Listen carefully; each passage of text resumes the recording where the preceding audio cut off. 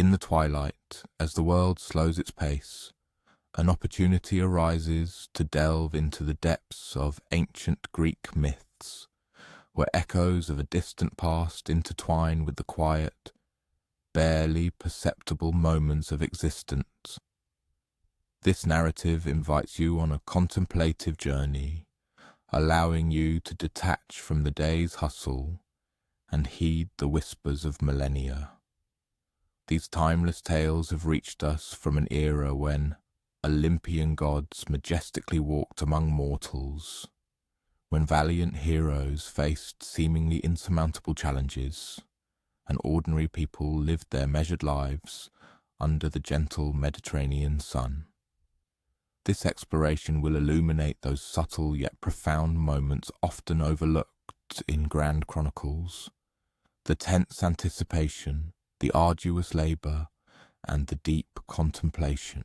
Prepare to immerse yourself in this atmosphere, where ancient voices find new resonance, and every episode of history holds more than meets the eye.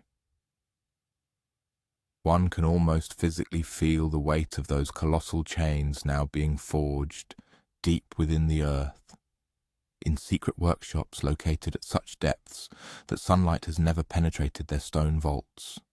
There, in perpetual gloom, the Cyclopes toil, their gigantic hands moving with incredible, almost jewel-like precision, shaping massive metallic links. These shackles are destined to restrain the most formidable and unimaginably dangerous creature ever known to creation.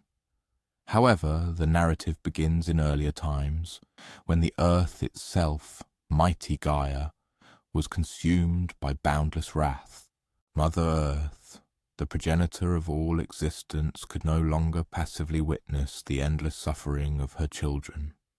The Titans, her firstborn, powerful giants, had been cast into Tartarus, the deepest abyss of the underworld, by the will of Zeus and his brothers. For long years Gaia felt their torments, echoing through her very essence. Every thunderclap from Zeus was perceived by her as a cruel mockery, and every flash of lightning painfully reminded her of the monstrous act he had committed against her family.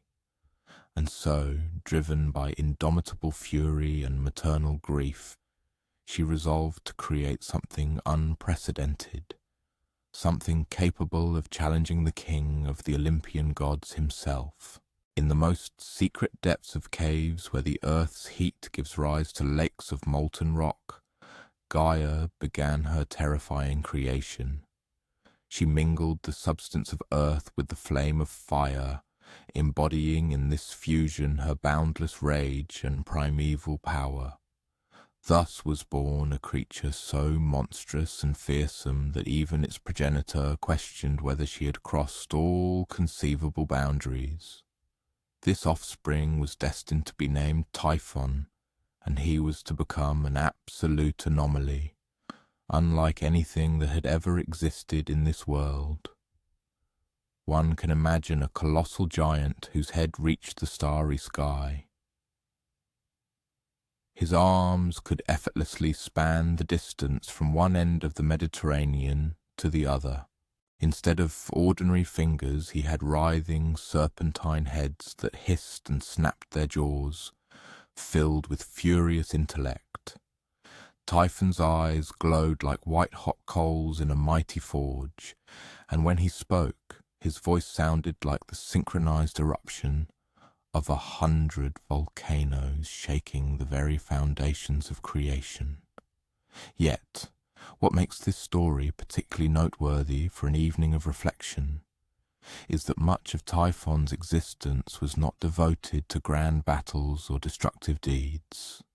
A significant amount of time he spent in silence, simply accumulating his power, biding his time, and comprehending the very essence of being in a world that suddenly seemed unusually small to him.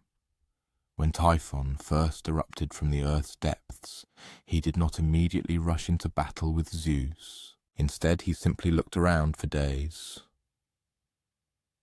How extraordinary, even strange, it must have been for him to see the boundless sky for the first time, to feel the touch of the wind, to sense the real moving air on his colossal form, to experience the warmth of the sun's rays warming his stony skin.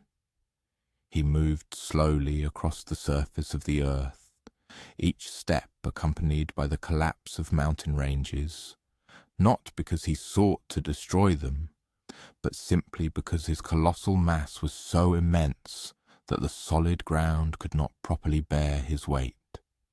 Villages emptied long before his approach, as people for many miles felt the earth tremble. But Typhon barely noticed these tiny settlements. His gaze was fixed upward toward the abode of the gods. In the distance the majestic Mount Olympus loomed, and even from such a distance Typhon felt the immense power emanating from it. He could catch the faint scent of ambrosia, hear the distant echoes of divine laughter, feel the electric charge that invariably surrounded Zeus, and gradually, almost imperceptibly, his true purpose became crystal clear. It is noteworthy that monsters in ancient Greek myths often do not embody evil in the primitive sense we might imagine. Typhon was not driven by pure malice or hatred for hatred's sake. He was the embodiment of a grand purpose. His mother created him to fulfill a single yet monumental task, to challenge the order established by Zeus, to dare to ask a question that no one had previously dared to utter aloud. Who gave you the right to rule over all creation? Thus, Typhon began his slow but inexorable journey toward Olympus. However, before that, he needed to test his colossal power. He started small. He breathed his fiery spirit onto vast forests, watching them instantly burst into flames. He plunged his serpentine fingers into the sea depths, bringing the water to a furious boil. He let out a low growl, what he considered a quiet rumble, and listened as his voice echoed across 3 mountain ranges, shaking the surrounding area. The gods naturally could not fail to notice his appearance. It was impossible for a creature the size of a mountain to move freely across the world without attracting attention. However, their first reaction was not to attack, but to observe carefully and adopt a waiting stance. Zeus stood on his celestial balcony, gazing at this new, unknown threat, and for the first time in centuries he felt something he had almost forgotten. Not fear, but deep uncertainty. It was an acknowledgement that the upcoming battle would be fundamentally different from all previous confrontations. Hera, usually full of determination and intrigue, stood beside him, unusually silent. Even she, who had countless times opposed Zeus in cunning plots and family squabbles, understood that Typhon represented something far more serious than their usual disputes. It was not about who would occupy which throne, but about the very existence of their world. The other Olympian gods began preparations, but not for battle.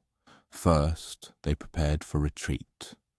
And here the narrative takes on an almost comical tone. With astonishing meekness, these powerful, immortal beings, who ruled over all aspects of life on earth, gathered and fled to Egypt. There they assumed the forms of various animals and safely hid themselves. Apollo transformed into a raven, Artemis into a cat. Hermes, perhaps striving to maintain some semblance of dignity, became an ibis. Even the god of war himself did not hesitate to turn into a fish and swim away at maximum speed. But Zeus could not allow himself to flee. Not because he was braver than the others, but because he was king. Kings cannot abandon their kingdoms, even if those kingdoms stretch to the heavens and their enemy is a serpent-fingered giant capable of boiling the sea with a single breath. So Zeus remained at his post and waited patiently. And so when the battle finally erupted, it shook the entire world to its very foundations. But before describing the clash itself, it is worth dwelling on the preparation, for, as is known, anticipation and meticulous preparation often prove more engaging than the event itself. Zeus spent 3 full days on his preparations. He meticulously polished his gleaming lightning bolts, sharpened his thunder arrows to a razor's edge, and tirelessly practiced the art of precise aiming. He carefully selected his food, choosing only those delicacies that would grant him maximum strength without burdening his body. He immersed himself in a long, serene sleep, accumulating every particle of energy for what he sensed would be the longest and most grueling battle of his immortal life. Typhon, meanwhile, also prepared, but in his own way, in accordance with his monstrous nature. He sat by the boundless ocean, plunging his serpentine fingers into the water, allowing them to acclimate to the sensation of movement in the aquatic element. He practiced his terrifying roar, starting with a quiet, barely audible growl and gradually increasing the volume until all sea creatures fled to the deepest trenches. He tested his fiery breath on uninhabited islands, learning to control the temperature and direction of this incinerating flame. Both adversaries realized that the outcome of this battle would determine the future of all creation. If Zeus emerged victorious, the order he had established would remain unbroken. The gods would continue to rule from Mount Olympus. Mortals would live their lives below, and the natural laws governing the universe would remain stable and predictable. If Typhon won, the world would plunge into chaos. This would not necessarily be malevolent chaos, but the primordial disorder that reigned before Zeus and his brothers organized the world into neat, orderly categories. Chaos where anything could happen, where natural laws were more suggestions than immutable rules, where mortals, gods, and monsters would share the same uncertain and unpredictable world. The battle itself lasted 7 days. 7 days of lightning that could be seen from every corner of the earth. 7 days of roars that caused avalanches in mountain ranges hundreds of miles away. 7 days the earth shook so violently that new islands rose from the sea, and old ones sank beneath the waves. However, what gives this battle particular depth is not so much its dramatic episodes as the quiet, subtle moments that occurred between them. These were brief pauses when both combatants stopped to catch their breath. It was how Zeus looked at the scorched earth and wondered what they were truly fighting for. It was how Typhon looked at the stars and remembered that his mother had created him from the same earth that gave birth to those distant fires. On the 7th day, Zeus managed to deliver a perfect, decisive blow. His most powerful lightning bolt struck Typhon directly in the chest, and the gigantic creature collapsed. But Zeus did not celebrate. Instead, he stood quietly, looking at his vanquished enemy, and felt something completely unexpected, a deep sadness. Typhon did not die. Gods and monsters do not die easily in Greek myths. But he was defeated. And when Zeus summoned those very special chains mentioned at the beginning of the narrative, he understood that victory and triumph were not always the same thing. The Cyclopes brought their masterful chains, forged from metal that came from the heart of dying stars, cooled in the tears of the earth itself, blessed by powers older than any gods. These chains would not merely hold Typhon's body. They would contain his very essence, his ability to challenge the established order. As they wrapped the chains around Typhon's massive form, the giant spoke for the first time since the battle began. His voice was now soft, a barely audible whisper compared to his former thunderous roar. "This is not the end," he said, and Zeus nodded. "I know," Zeus replied, for both of them had understood something that remained beyond the comprehension of the other gods who had hidden in Egypt. The chains could hold Typhon's body, but they could not hold the question he represented, a question that would echo through every generation of gods and mortals to come. Who decided that everything should be this way? They buried Typhon beneath Mount Etna, and since then, that mountain has become a living volcano, erupting fire whenever the mighty giant stirs restlessly in his subterranean prison. Even today, millennia later, when Etna awakens again and begins to erupt, some whisper that it is Typhon, dreaming of freedom in his sleep and testing the strength of his ancient shackles. Zeus, the great thunderer, returned to his majestic Olympus, and the other gods, having concluded their Egyptian refuge, resumed the ordinary course of their divine lives, as if nothing extraordinary had happened. However, Zeus often stood on his elevated balcony, gazing at the distant, ominous glow of Etna, and a troubling question constantly arose in his mind. What would happen when those eternal chains finally thin and break? And now, in the quiet of your own home this evening, as you sink into comfort and coziness, you too might reflect. What will happen when that which challenges all foundations finally breaks free from its bonds? What will occur when the question no one dares to ask is finally voiced aloud? The chains that bound Typhon had not yet cooled from the fiery forge when the earth trembled again. This time, however, the cause was not the mighty shift of a single colossal being. This time it was the distinct sound of footsteps, many, countless footsteps, all moving in one predetermined direction. Gaia, the progenitor of all existence, had lost her invincible champion. But this by no means signified that her grievances and anger towards Zeus and his divine family were exhausted. If one monster could not challenge the almighty gods, perhaps an entire army could accomplish this task.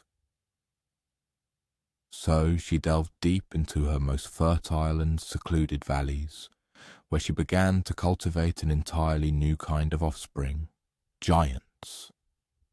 These creatures were unlike Typhon, born of rage and all-consuming fire. The giants came into being from patience and unwavering determination. They grew slowly, like ancient mighty trees, taking decades to reach their full colossal size. And as they gained strength, they diligently learned. You see, Gaia, observing Typhon's crushing defeat, learned something immensely important. Brute force alone was insufficient to oppose the gods of Olympus. Her new children required a carefully planned strategy, coordinated cooperation, and most importantly, time. So the giants spent their childhood, which lasted about 50 years, studying their future enemies. They observed the gods from their hidden valleys, meticulously noting their habits, their undeniable strengths, and their hidden weaknesses. They discovered that Zeus was most powerful during raging thunderstorms, but became vulnerable in clear, serene weather. They found that Poseidon lost his incredible strength the further he was from any body of water. They noticed that Hades, lord of the underworld, rarely left his gloomy realm, which made him highly predictable. The giants were remarkably methodical in their approach, which made them ideal characters for such a calming story. They were in no hurry. They planned, prepared, and practiced with the same diligence and meticulousness with which a person might work on a long and complex project.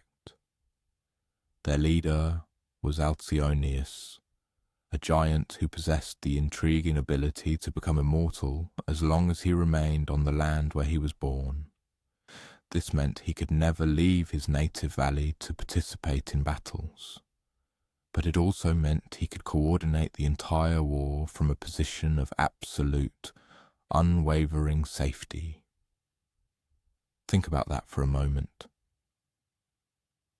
The leader of this great rebellion against the gods was essentially confined to his own backyard. He could send messages, devise grand plans, and issue orders, but he could not actually take part in any of the battles he so diligently orchestrated. There is something both deeply tragic and subtly comical in this situation. Another giant, the unfortunate Porphyrion, fell in love with Hera after seeing her from afar. His entire motivation for joining the war was not so much to challenge Zeus's authority, as it was a simple desire to attract Hera's attention. Of course, trying to impress someone by starting a war against her husband was probably not the most thoughtful or reasonable approach. But giants, as is known, were not renowned for their high emotional intelligence. Ephialtes and Otus, two giant brothers, had an even more specific and ambitious goal. They sought to abduct Artemis and Aphrodite and make them their wives. Their plan was to build a mountain high enough to reach Olympus itself, by stacking 3 different mountain peaks on top of each other. They spent years moving stones one by one, creating what was, in essence, the most ambitious and colossal landscaping project in the history of the world. The slowness of their work was almost meditative. Day after day the 2 brothers would wake long before dawn, eat a simple breakfast of bread and honey, and then spend 14 hours carrying enormous stones up the mountainside. During these arduous work sessions they spoke little, communicating mostly through grunts and gestures. In the evening they would sit by their campfire looking at their growing mountain and make small adjustments to their plans. Perhaps the peak should be a little to the left, Ephialtes might say. Otus would silently agree. And the next day they would shift their entire grand project slightly westward. It took them 3 years to build their mountain staircase, and by the time they finished, they had almost forgotten why they were building it in the first place. The work itself, its process, had become more important to them than the original goal. Meanwhile, the gods of Olympus observed all this activity with steadily growing concern. It was one thing to face a single enemy, even one as powerful as Typhon. It was quite another to confront a coordinated army that had meticulously planned its attack for decades. Zeus called a family meeting, which in the case of the Greek gods always meant a lot of fierce arguments, mutual accusations and dramatic gestures. Hera, his wife, blamed Zeus for creating this dangerous situation when he overthrew the Titans. Poseidon, lord of the seas, suggested simply flooding the entire earth and starting over with new mortals who might be more grateful. Athena, always practical, pointed out that they needed to understand what the giants truly desired before they could figure out how to stop them. What if we just give them some lesser deity? Apollo suggested.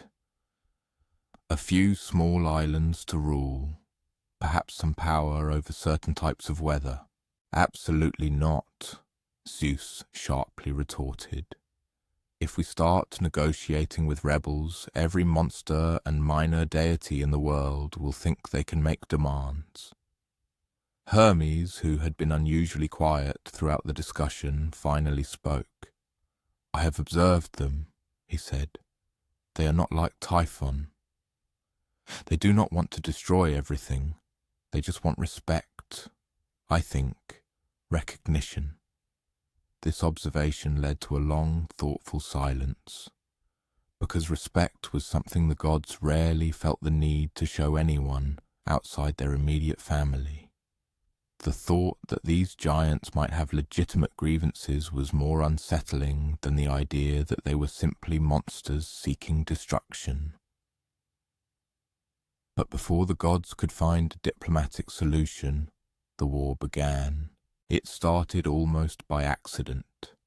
Hermes was delivering a message to a mortal king when he flew too close to the giant's main camp. One of the younger giants, excited to finally see a god up close, threw a boulder at him, not necessarily trying to hurt him, but more like a child throwing a ball to get someone's attention. The boulder missed Hermes, but it destroyed a temple dedicated to Zeus that stood on a nearby hill. Zeus, seeing the destruction, immediately assumed it was a deliberate attack and responded with a lightning bolt that singed the hair of 3 different giants. And just like that, unexpectedly, the war began. But this war was different from the short, intense battle with Typhon. It was a slow, grueling conflict that lasted for years. The giants had an advantage in size and physical strength, but the gods had an undeniable superiority in mobility and magic. Neither side could achieve a decisive final victory. The giants spent weeks positioning enormous boulders for a coordinated attack on Olympus. The gods responded by creating powerful storms that made it impossible for the giants to see their targets. The giants retreated into their caves to wait out the bad weather. The gods used this time to repair any damage and meticulously plan their next move. Months passed without any major battles. Only small skirmishes, brief clashes, and a lot of tedious waiting. During one such peaceful period, something quite interesting happened.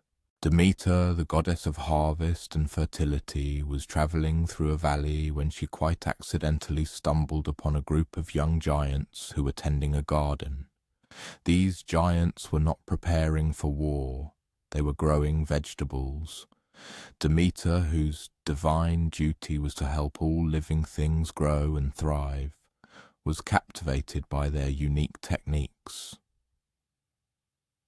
The giants had developed a special composting method that created incredibly rich and fertile soil. They had bred new varieties of beans that could successfully grow even in rocky ground. They had taught wild grapevines to produce fruit twice the usual size. Before she realized what she was doing, Demeter began to offer them advice. "If you plant these carrots a little deeper, they will grow straighter," she told a giant who was probably young enough to be her great-great-grandson, if gods and giants calculated relationships the same way mortals do. "Really?" asked the giant, and his voice was so full of genuine curiosity that Demeter momentarily forgot they were supposed to be enemies. She spent the entire day teaching them about crop rotation, the importance of soil pH, and the best moon phases for planting different kinds of seeds. They listened intently, asked thoughtful questions, and even offered her some of their bread and cheese as payment for the lesson. It was the most peaceful day Demeter had experienced since the war began. But when she returned to Olympus and told the other gods about her unusual encounter, Zeus was furious. "You are fraternizing with the enemy," he accused her. "They are gardeners," Demeter replied calmly. "They grow food." "How does that make them my enemies?" This conflict exposed a profound truth that none of the divine inhabitants of Olympus wished to fully acknowledge. They themselves did not entirely understand the true motives that had driven them to this protracted war. The giants, for their part, sought recognition of their existence and deserved respect. The gods, conversely, yearned to retain their unchallenged power, but over what precisely did this power extend? And why, in the vast world, could there not be enough space for the peaceful coexistence of both gods and giants? Unfortunately, military actions often acquire their own unstoppable momentum, even when those involved begin to doubt the original objectives. Conflicts continue because ending them requires far more genuine courage and determination than aimlessly prolonging them. Ultimately, the war concluded not with a grand, decisive battle, but with an ancient prophecy. An oracle proclaimed that the giants could only be definitively defeated if a mortal warrior stood shoulder to shoulder with the gods. This prediction meant that the supreme god Zeus had to find a human hero, possessing sufficient valor to challenge enemies whose size sometimes rivaled mountain peaks. His choice fell upon Heracles, who was part mortal, part divine, and had already repeatedly proven his unyielding bravery in countless adventures. However, even with Heracles valiantly fighting in their ranks, the ultimate victory proved less dramatic than one might imagine. One by one, the giants were vanquished in a series of smaller individual skirmishes. Thus, the mighty Alcyoneus was cunningly forced to leave his native valley, outside of which he lost his immortality. Porphyrion fell under the combined efforts of Zeus and Heracles. The giant brothers Ephialtes and Otus were killed by the goddess Artemis, but not because they tried to abduct her, but because they accidentally destroyed one of her sacred groves while erecting their own mountain fortress. The war ended surprisingly quietly, almost anticlimactically. The surviving giants retreated to distant, secluded islands and deep, dark caves, where, according to legends, they reside to this day. In some versions of these ancient tales, they never again organized open rebellions against the gods, but neither did they ever fully reconcile with their defeat. Zeus solemnly proclaimed victory and returned to his duties of governing the world, but something subtly changed. The gods were no longer so unshakably confident in their absolute power. They had learned a bitter lesson. Power based solely on brute force can always be challenged by someone stronger, more determined, or simply more patient. And in those rare, quiet moments between thunderclaps, when Zeus stood alone on his balcony, gazing at the world below, he sometimes wondered if Demeter had been right. Perhaps the giants were not enemies at all. Perhaps they were just different. As you drift off to sleep tonight, you might ponder the garden so carefully tended by those young giants. Somewhere in a hidden valley, tomatoes and carrots likely still grow in soil, enriched by ancient, forgotten composting methods. And perhaps this is a far more enduring and significant victory than any, even the grandest, battle. Deep beneath majestic Mount Olympus, where the rock itself pulses red from the fierce heat burning since the dawn of time, lies a workshop that never knows rest. The sounds of hammers echo through spacious halls carved from living stone, and the air trembles with such heat that everything seems submerged beneath water. Here Hephaestus toils, and his story begins not with the great battles we have just explored, but with something far quieter, more human, the simple yet profound need to create something beautiful. Hephaestus was the gods' skilled smith, but also their outcast. When he was born, his mother Hera looked at him and felt deep disappointment. He did not possess Apollo's beauty or Ares' might or Athena's wisdom. He was small in stature, his legs were weak, and his face seemed made more for squinting at fire than for welcoming smiles at palace receptions. So Hera did something that seems impossible for the human mind to comprehend.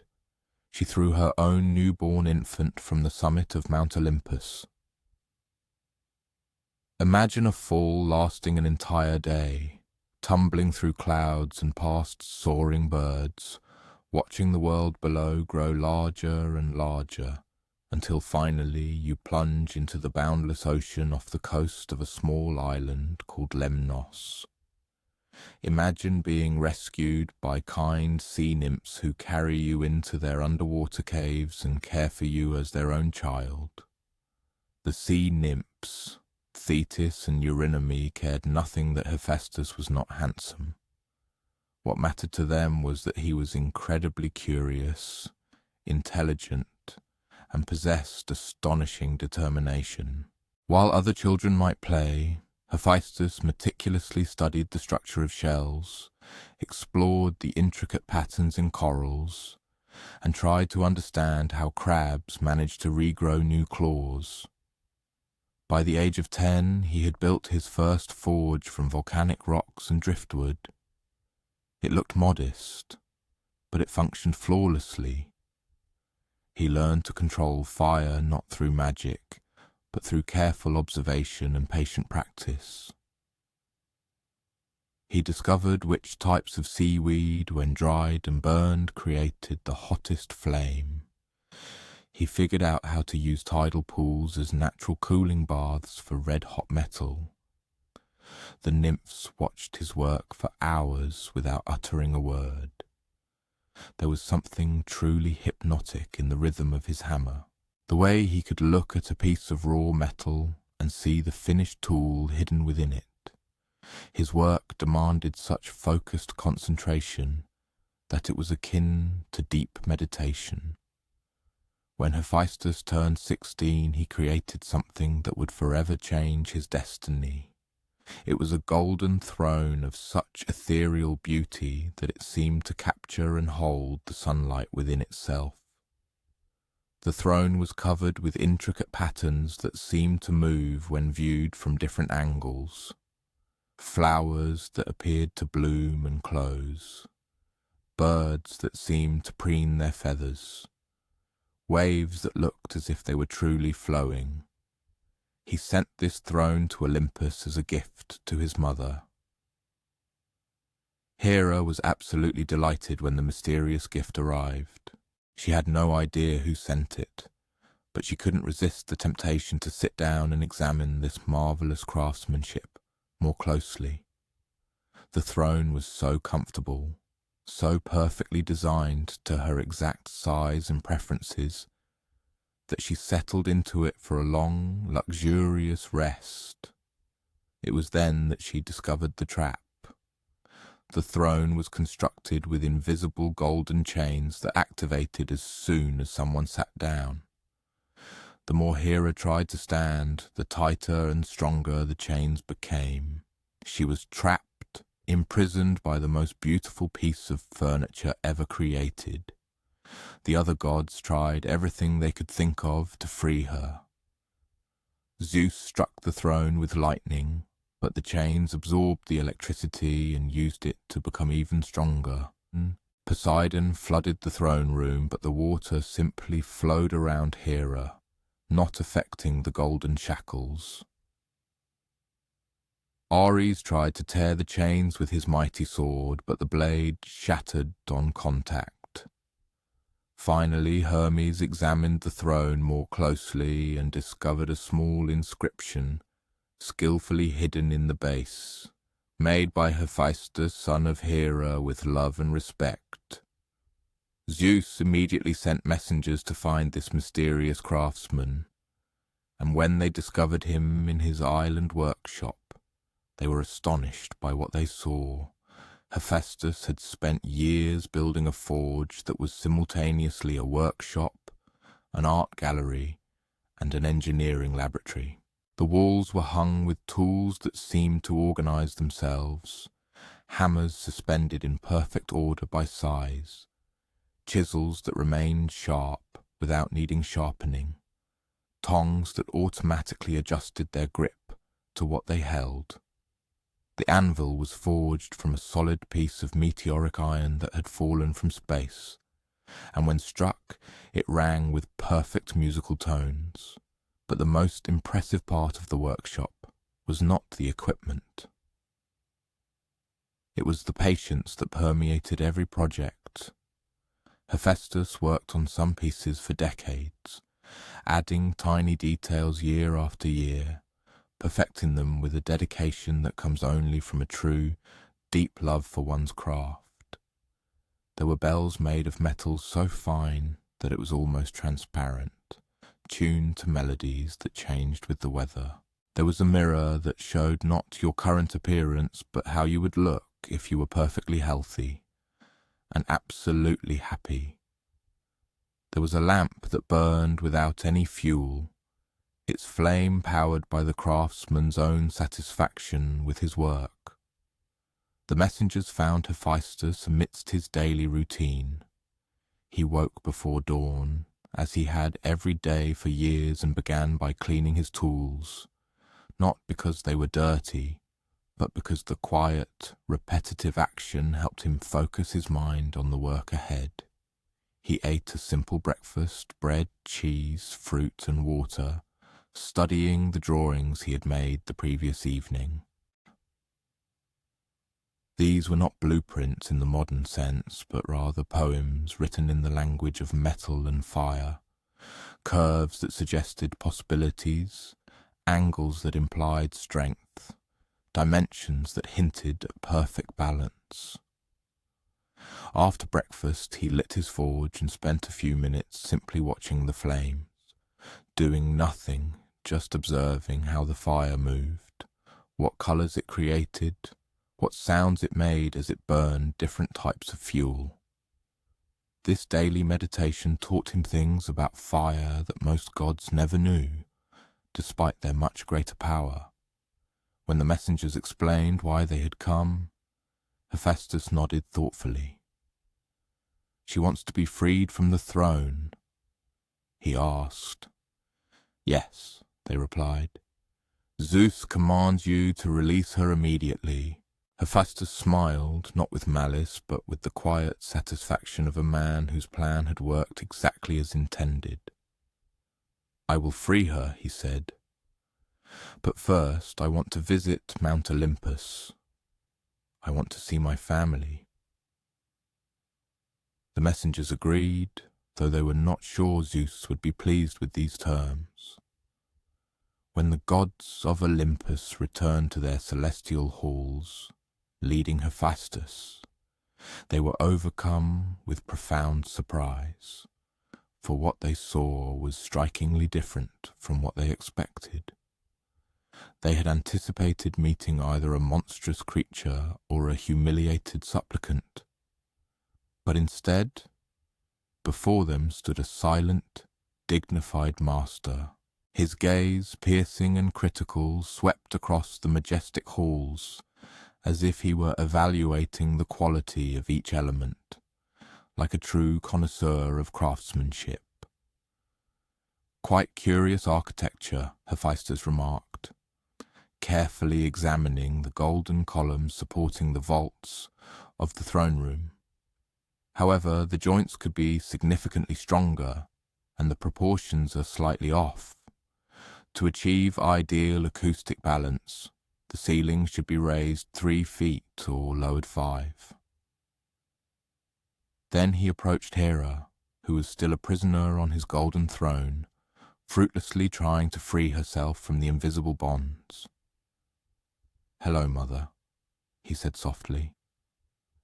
Hera looked up at him, and for the first time since his birth, she truly saw her son. She noticed the burns on his hands, a testament to long years of working with scorching flames.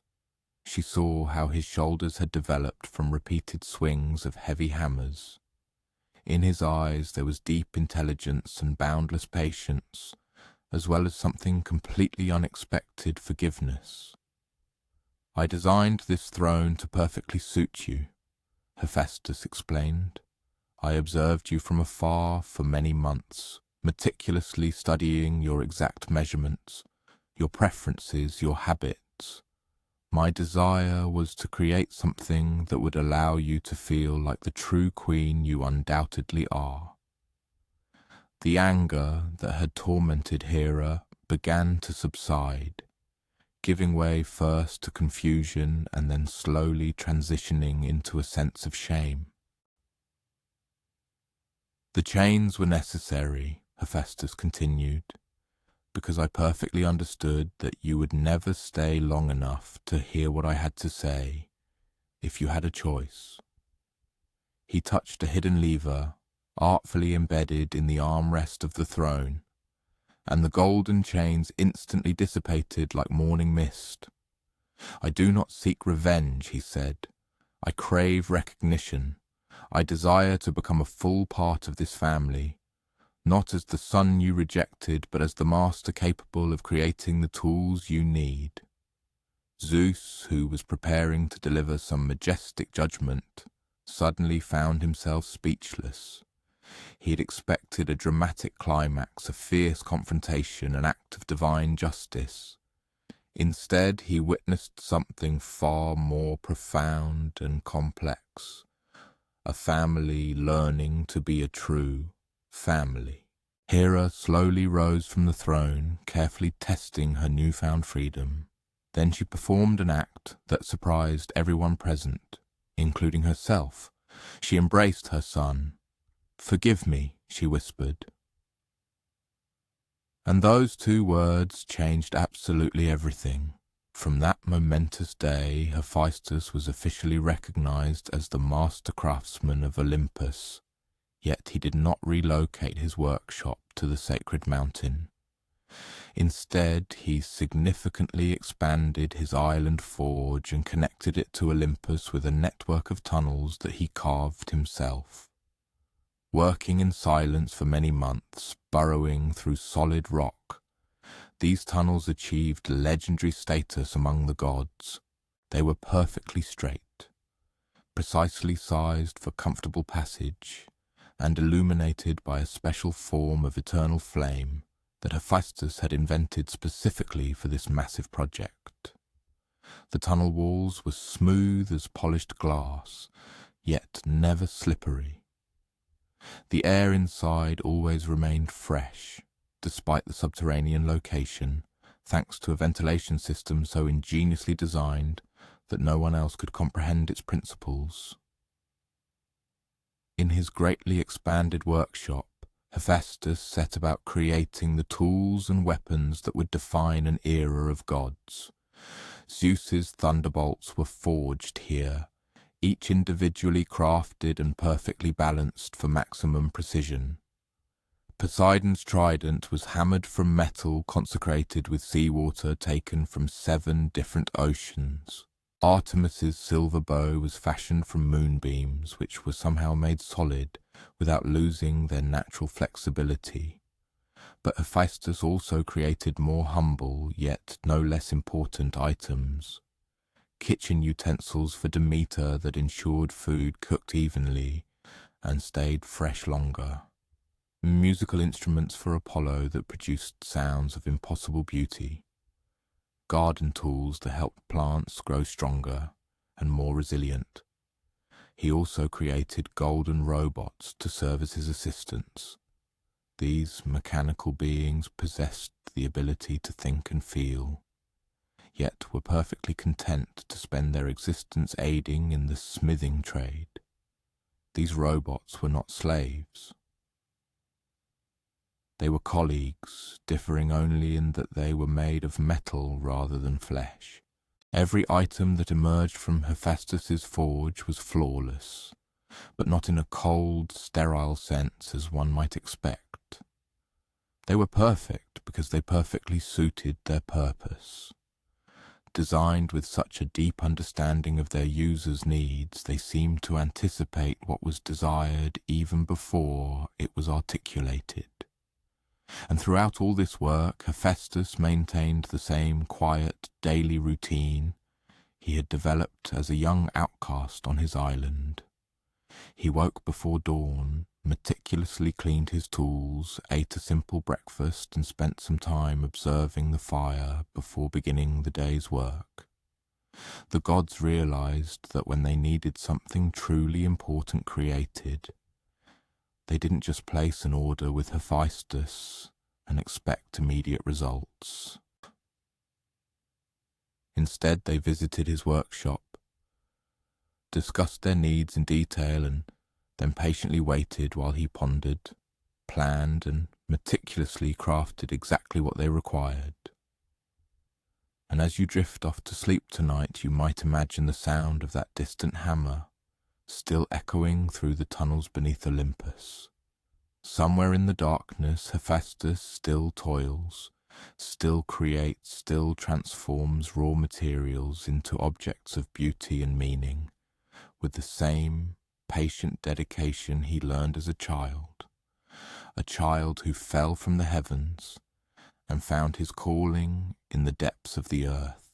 While farmers like Alexios tilled their peaceful fields under the generous Mediterranean sun in the majestic city of Troy, a young woman sat alone in a temple garden, with absolute clarity knowing what was to come, and foreseeing that no one would believe her warnings when she tried to convey them to people. Cassandra's gift, which she had long ceased to perceive as a blessing, descended upon her when she was barely old enough to grasp the true meaning of prophecy.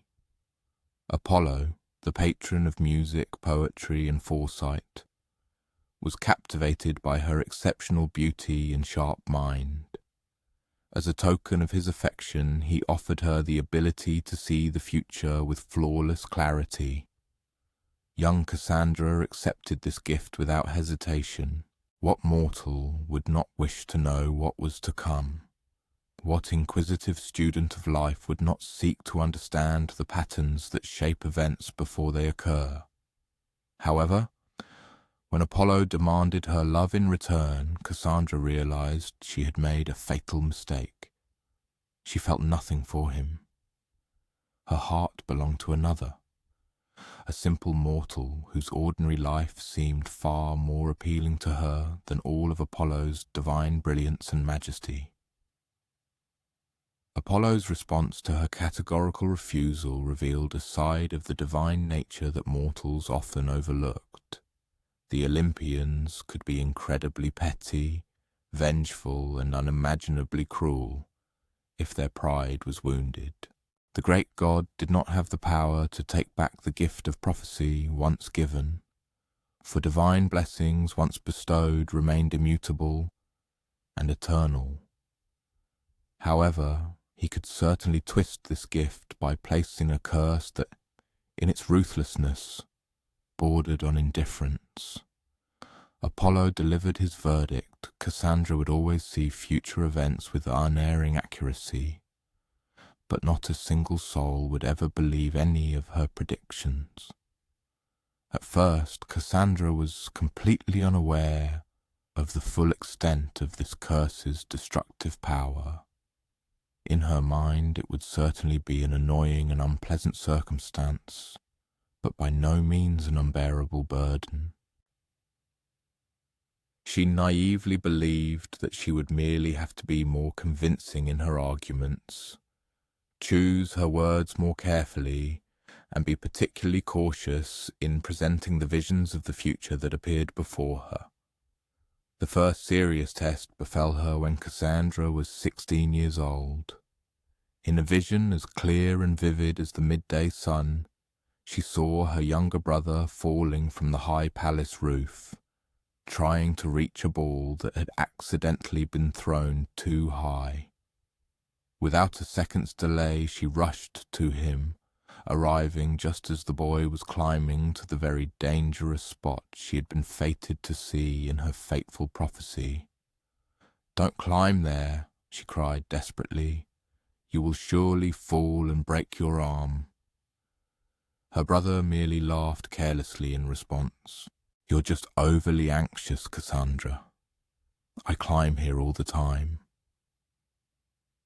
She attempted to explain the essence of her vision to him, but as soon as the words left her lips, she noticed the expression on his face rapidly changing, from serene amusement to undisguised skepticism, and then to obvious irritation.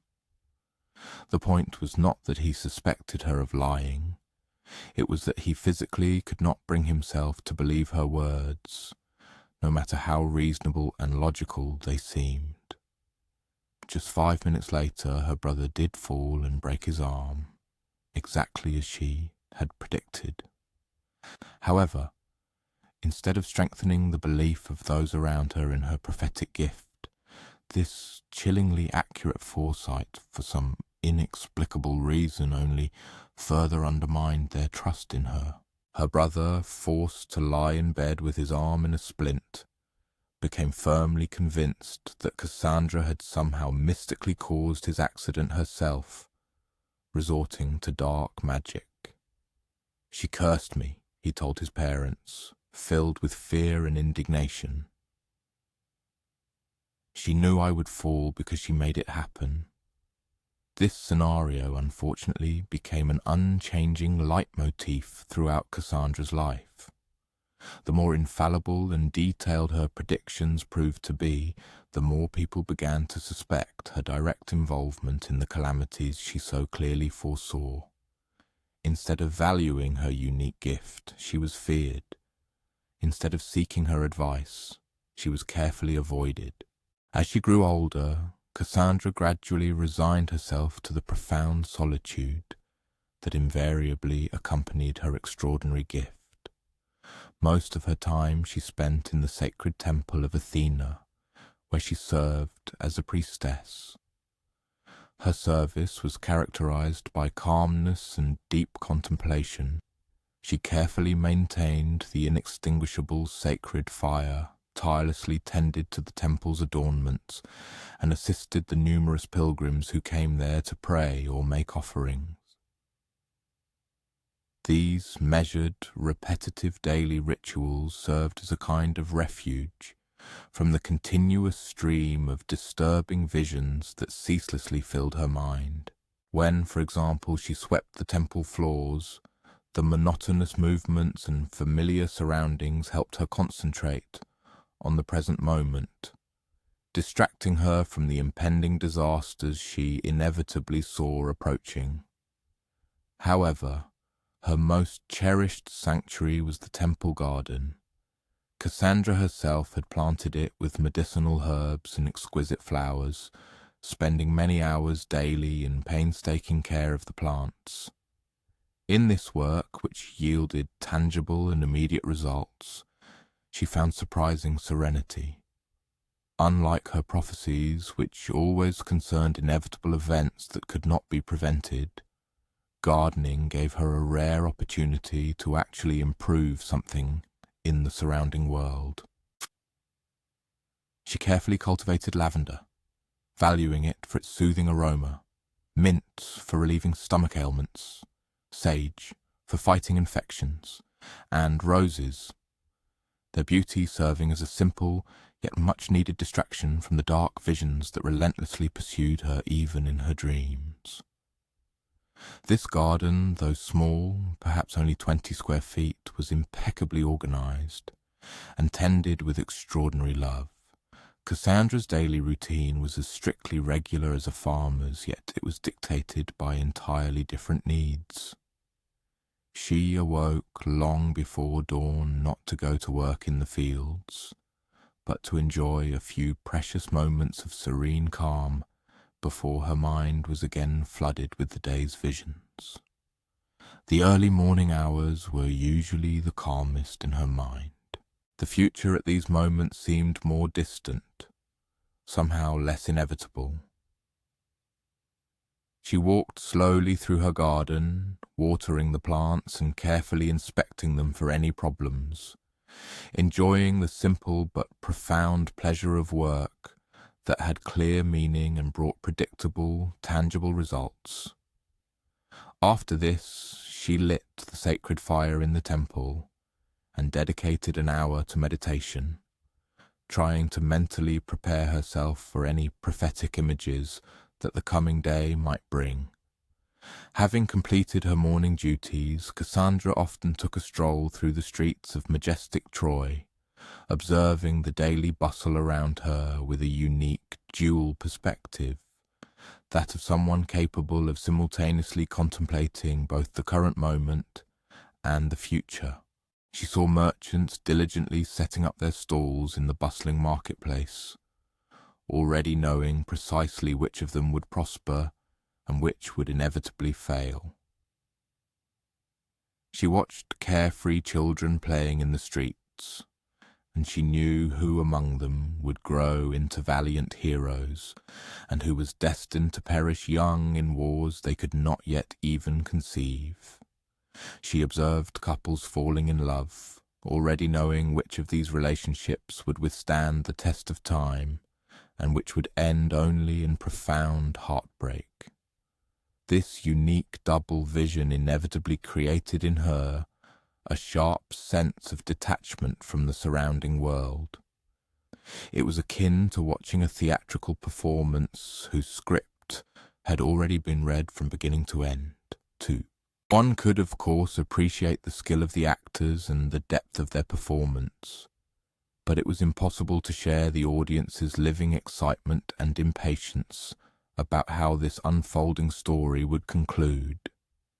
However, the most agonizing part was not simply foreseeing impending calamities. Far more terrifying was seeing numerous small, yet entirely preventable tragedies, and realizing her complete inability to stop them. She watched a young mother feed her infant honey, knowing with certainty that it would lead to the child's illness. But when she tried to warn the woman, her words seemed to dissolve into the air, unheard. She saw merchants making ill-advised business decisions that would inevitably lead them to ruin. She watched farmers planting fields that would be mercilessly flooded, and young warriors joining military campaigns doomed to senseless defeats. And each time she tried to help, Apollo's curse relentlessly ensured that all her warnings would be dismissed as the incoherent ravings of a mentally disturbed young woman. Gradually, Cassandra learned a bitter lesson. She had to carefully choose her battles. She stopped trying to prevent minor catastrophes, saving her strength and energy for truly massive and catastrophic events. But even in these cases, she rarely managed to change anything in the predetermined course of affairs. The greatest test of her resilience and endurance unfolded when her mind began to be flooded with omens of the Trojan War.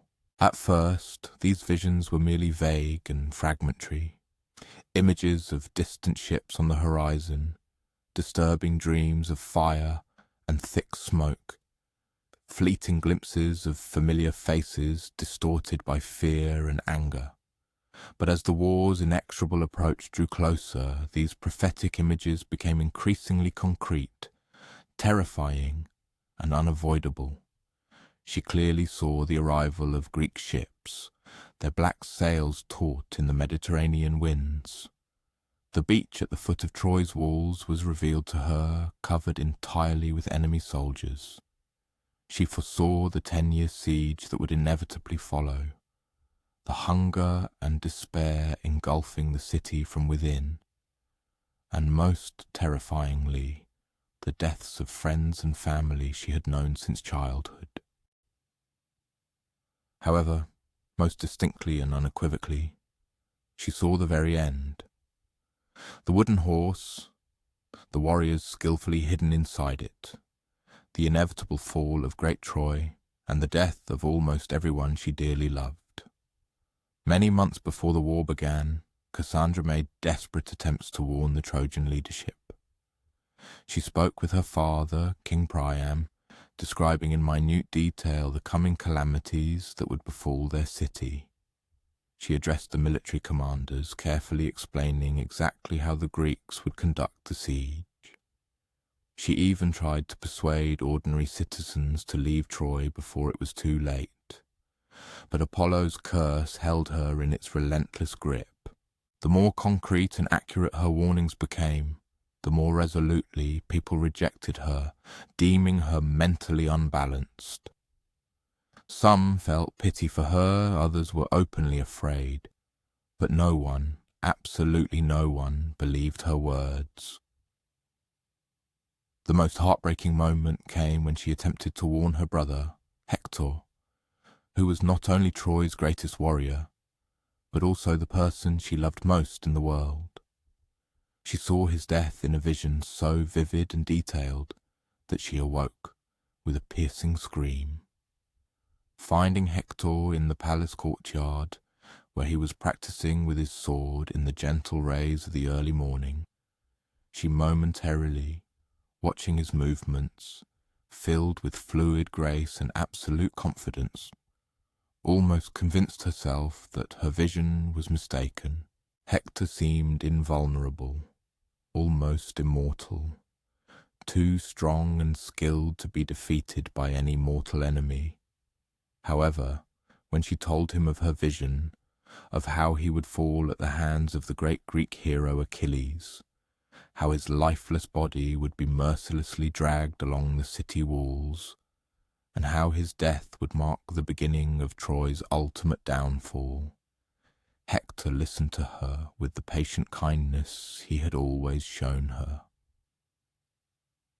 Then he gently but firmly explained that he could not allow fear of a possible future to prevent him from fulfilling his sacred duty. Even if what you see is true, he said, I cannot abandon my people to save only myself. And besides, the future is not predetermined, is it?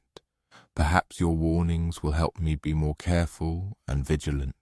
Cassandra desperately wished to argue that the future, alas, was indeed predetermined, that her visions always came true exactly as she had seen them, and that his death was as inevitable as the sun's rising over the horizon. But she could not bring herself to completely strip him of that last spark of hope. When the war finally erupted, Cassandra watched from the city walls as events unfolded precisely as she had foreseen.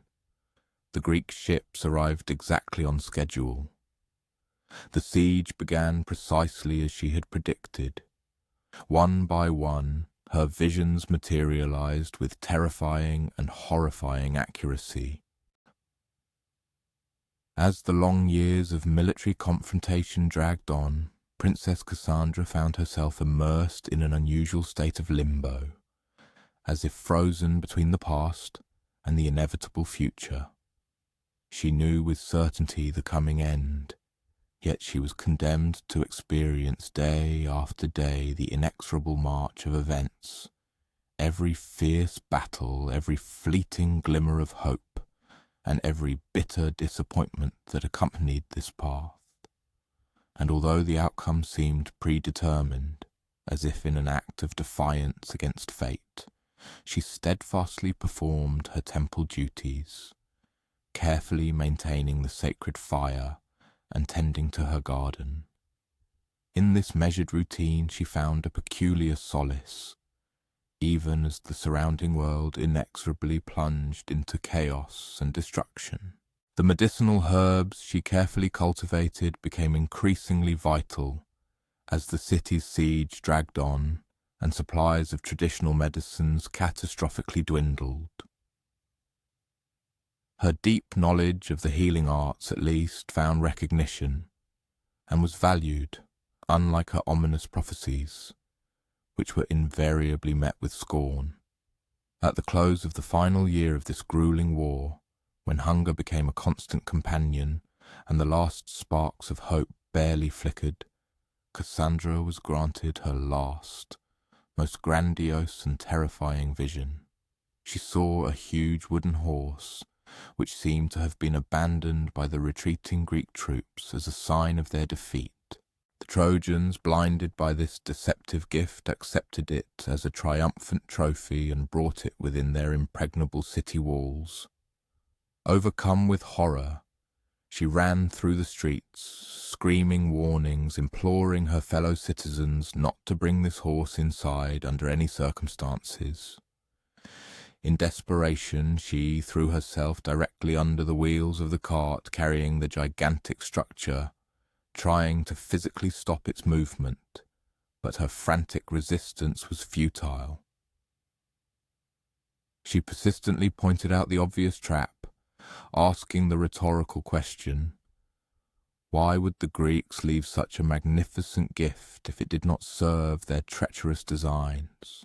However, the ancient curse proved stronger than common sense, more convincing than any evidence, and even more powerful than the desperate love in her voice. The Trojans, disregarding her pleas, dragged the horse into the city, lavishly celebrated their supposed victory, and, convinced the war was over, sank into peaceful sleep. All that fateful night, Cassandra spent alone in her temple, silently watching the flickering sacred fire, and humbly awaiting the end she had foreseen and felt approaching for many long years. When the Greek warriors silently emerged from the belly of the horse and threw open the city gates, when the final decisive battle unfolded in the streets below, she was overcome by a strange, almost unexpected sense of relief. At least now, finally, her agonizing and prolonged waiting had come to its logical conclusion. The narratives of Cassandra's death diverge, taking on various shades depending on the storyteller and the era. However, in most traditions, her demise occurred much like her life. She departed, speaking a truth no one wished to hear, possessing piercing vision in a world that preferred the cosy veil of ignorance. When evening falls and the traveller drifts into sleep, perhaps it is worth remembering the countless Cassandras living in the modern world. These are the individuals who foresee impending troubles, who strive with all their might to convey their disturbing warnings to the rest of us, who dare to speak uncomfortable truths that we so stubbornly refuse to acknowledge. And perhaps, just perhaps, we could try harder to listen more carefully to the voices of those who see what we prefer to turn away from. With the first rays of morning sun generously spreading across the boundless Aegean Sea, the traveller finds himself on the bustling docks of ancient Piraeus, the pulsating heart of the Athenian trading world. The air here is saturated with a multifaceted aroma. It carries the rich, earthy notes of olive oil, skillfully intertwined with the refreshing spray of sea salt wafting from the harbour. Before the observer's eyes unfolds a scene of merchant ships gently swaying at their berths, their holds packed to capacity with countless amphorae, each filled to the brim with this precious liquid gold. This is not merely an ordinary morning in ancient Greece.